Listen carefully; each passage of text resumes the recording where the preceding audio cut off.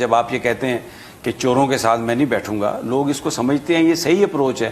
لیکن اب الیکشن کروانے کے لیے آپ کو بہرحال گفتگو تو آپ کی پارٹی کو کرنا پڑے گا۔ سب میں آپ کو اپنی قوم کو بھی ایک چیز بتانا چاہتا ہوں۔ مجھے بار بار کہتے جی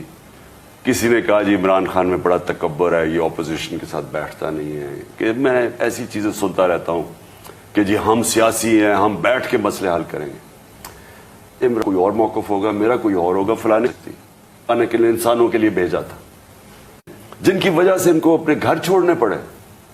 ان سب کو معاف کر دیا۔ لیکن جب ان سے کسی نے پوچھا کہ مکہ کی قریش کی لڑکی نے چوری کی ہے تو ان کو معاف کر دے اس کو، تو انہوں نے کہا میری بیٹی بھی اگر چوری کرے گی تو میں معاف نہیں کروں گا، اس کو بھی پوری سزا ملے گی۔ مطلب یہ کہ جب ایک معاشرہ چوروں کو مین سٹریم کر دیتا ہے، چوری بری نہیں ہے، تو محنت کون کرے گا؟ اگر آپ نے معاشرہ تباہ کرنا نا، جو اللہ نے ہمیں حکم دیا امر بالمعروف، اچھائی کے ساتھ کھڑے ہو، برائی کے خلاف جہاد کرو، بیچ والا راستہ نہیں دیا اس نے کہ اچھائی کے ساتھ کھڑے ہو، برائی کے خلاف جہاد کرو۔ آج اگر مغربی معاشرے ہیں، میں انگلینڈ کے اندر کتنا میں نے 20 سال گزارے ہیں، وہ معاشرہ امر بالمعروف پہ چلتا ہے، وہ اچھائی کے ساتھ لوگ کھڑے ہوتے ہیں، وہ برائی کے سارا معاشرہ اس کے اگینسٹ ہو جاتا ہے، ان کو چھپنے کی جگہ نہیں ملتی۔